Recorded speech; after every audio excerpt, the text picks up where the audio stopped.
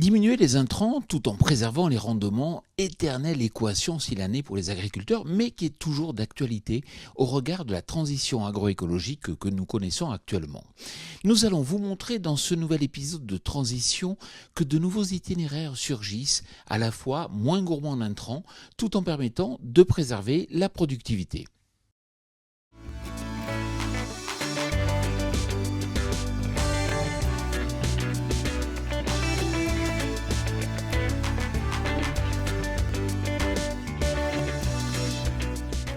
Cette semaine, je vous amène à la rencontre de Pascal Cousin, responsable marketing de BASF sur les secteurs Bretagne et Basse-Normandie.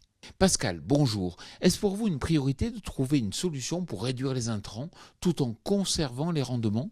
Ah oui, tout à fait. Aujourd'hui, c'est vraiment une des choses qu'on regarde chez BASF, être capable de réduire les intrants, mais aussi d'être capable de garder la productivité.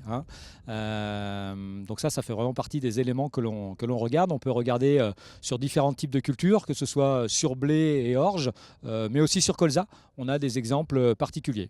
Pouvez-vous nous donner un exemple sur céréales ? Alors oui, effectivement, sur céréales, je peux vous donner un exemple qui est assez simple, assez parlant. On peut regarder sur blé notamment, où aujourd'hui, avec l'utilisation de certains produits, évidemment, il faut bien prendre en compte les aspects variétaux qui sont aussi importants, mais donc sur certaines variétés, on peut utiliser un produit comme Revistar XL qui permet dans certains cas justement d'optimiser ces passages et de pouvoir se passer d'un T1, selon les types de variétés, selon la pression aussi, on est bien d'accord. Et sur colza ? Sur colza, c'est pareil, on peut aussi diminuer les intrants. Je dirais que l'objectif de diminuer les intrants, il est aussi encore plus vrai sur colza pour aller gagner en compétitivité, donc gagner en rendement. La stratégie première, je dirais, c'est d'avoir un colza robuste. Donc ne pas hésiter à semer de manière précoce son colza pour que le colza puisse lever justement de manière homogène et de manière assez forte pour pouvoir résister justement à l'attaque d'altise, qui sont, on le sait, un des ravageurs importants sur cette culture.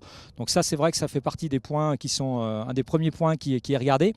Le deuxième point pour avoir, je dirais, un colza robuste, on le sait, un des facteurs qui va influer pour avoir ce colza robuste, c'est au-delà des altises, c'est le désherbage. D'accord ? Donc l'enherbement va être regardé.